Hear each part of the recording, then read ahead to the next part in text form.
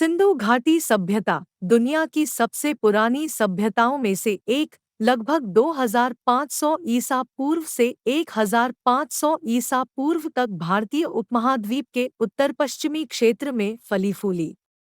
इस सभ्यता की सबसे महत्वपूर्ण विशेषताओं में से एक इसकी कला थी, जो इन प्राचीन लोगों के जीवन और संस्कृति की झलक पेश करती है। इस वीडियो में हम सिंधु घाटी सभ्यता की कला के बारे में जानेंगे। परिचय। ईस्ट इंडिया कंपनी के एक सैनिक और खोजकर्ता चार्ल्स मैसन ने पहली बार 1842 में हड़प्पा के खंडहरों की खोज की। सर अलेक्जेंडर कनिंघम, जो बाद में उत्तरी भारत के पुरातत्व सर्वेक्षण के महानिदेशक बने, ने 1856 में पहली मुहर प्रकाशित की। स्थान और प्रसिद्ध स्थल। इस सभ्यता को सिंधु घाटी सभ्यता कहा जाता है क्योंकि यह ज्यादातर सिंधु नदी के तट पर केंद्रित थी। साइट का नाम रावी नदी के पूर्व पाठ्यक्रम के पास स्थित हड़प्पा नामक एक आधुनिक गांव से लिया गया है। इस संस्कृति के सबसे महत्वपूर्ण शहर हड़प्पा और मोहनजोदड़ो अर्थात मृतकों के टीले, जिला लरकाना है, जो वर्तमान पाकिस्तान में स्थित है। आसपास के कुछ स्थल भी हैं जो भारत के सीमावर्ती भागों में हैं। कुछ साइट इस प्रकार है। मोहनजोदड़ो और हड़प्पा अब पाकिस्तान में, पंजाब में रूपनगर, गुजरात में लोथल, राजस्थान में कालीबंगन, रंगपुर गुजरात, यूपी में मेरठ के पास एक गांव आलमगीरपुर, बनावली यह फतेहाबाद हरियाणा में है, धोलावीरा कच्छ जिले गुजरात में, यूपी में कुछ जगहों। कलात्मक चीजों के निशान। इस सभ्यता की प्रमुख उपलब्धियों में से एक उनकी शहरी नागरिक योजना थी। उनके घर, जल निकासी व्यवस्था, सार्वजनिक स्नानागार, बाजार आदि उल्लेखनीय थे। लोग टेराकोटा की आकृतियां, मूर्तियां, मुद्राएं, आभूषण और मिट्टी के बर्तनों को सूक्ष्म सौंदर्य बोध और स्पष्ट कल्पना के साथ बनाते थे।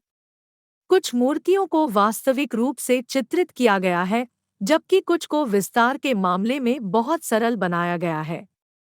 ये सभी कलाकृतियां राष्ट्रीय संग्रहालय, नई दिल्ली में देखी जा सकती हैं। बर्तनों को देवी देवताओं की छवियों से सजाया गया है। महिलाओं के आंकड़े और ज्यामितीय पैटर्न। कुछ बर्तनों में काली स्याही से बनी रेखाएं, कोण, वृत्त, चाप और पत्तियों और फूलों के साथ डिजाइन भी होते हैं। उसके बाद सतह को चिकना किया जाता है और एक चमकदार फिनिश जोड़ा जाता है, जो हजारों वर्षों के बाद भी बरकरार है।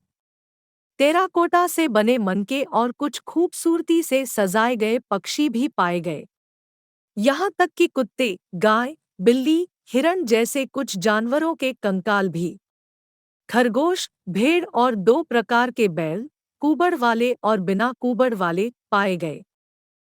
अलंकृत मोहरों की भी खुदाई की गई थी, जिन पर अधिकांशतः एक धार्मिक छवि खुदी हुई थी। कुछ सोने और चांदी के आभूषण जैसे नोज पिन, चूड़ियां, कान की बालियां, बाजूबंद, कंगन आदि निष्कर्षों में भी देखने को मिलता है। उछलते हुए बंदर जैसे खिलौने और बिना पहियों वाली मिट्टी की गाड़ी भी खुदाई में मिली है। दैनिक उपयोग की कई अन्य चीजें जैसे कंघी, बटन, कान की बालियां, हेयरपिन, क्लिप और टोपी भी मिली हैं। विभिन्न हेयर स्टाइल और बन्स देखे गए हैं, जो बताते हैं कि उनके पास भी आज के ब्यूटी सैलून के समान अवधारणा थी। जैसा कि महायाजक की मूर्ति पर देखा जा सकता है, एक प्रकार की छपी हुई शाल पहने पुरुष आकृतियां पाई गई है। कांस्य कास्टिंग। सिंधु घाटी सभ्यता ने खोई हुई मोम प्रक्रिया के रूप में जानी जाने वाली एक आकर्षक तकनीक का उपयोग करके धातु की मूर्तियों में मुख्य रूप से कांस्य में काफी प्रगति की थी। इस प्रक्रिया में मूर्तियों को पहले मोम से बनाया जाता था, फिर इस मोम के ऊपर मिट्टी की एक परत डाली जाती थी और फिर मूर्ति को गर्म किया जाता था। इसके परिणामस्वरूप मिट्टी के सांचे में बने एक छोटे से छेद के माध्यम से मोम पिघल गया, जिससे एक खोखला सांचा पीछे रह गया। इस सांचे में पिघला हुआ धातु डाला जाता था। ठंडा करने के बाद मिट्टी को हटा दिया गया और एक मेटा मूर्तिकला बनी रही। सदियों से चली आ रही इसी तकनीक ने चोल कांस्य की बाद की उत्कृष्ट कृतियों को जन्म दिया। अंत में सिंधु घाटी सभ्यता की कला हमें इन प्राचीन लोगों की संस्कृति और दैनिक जीवन की एक झलक प्रदान करती है। पत्थर की मूर्तियों और मिट्टी के बर्तनों से लेकर कांस्य की मूर्तियों और मोहरों तक सिंधु घाटी सभ्यता की कला आज भी हमें मोहित करती है, जिसे सदियों से परिष्कृत किया गया है। हमें उम्मीद है कि आपको सिंधु घाटी सभ्यता की कला के बारे में जानने में मजा आया होगा। देखने के लिए धन्यवाद।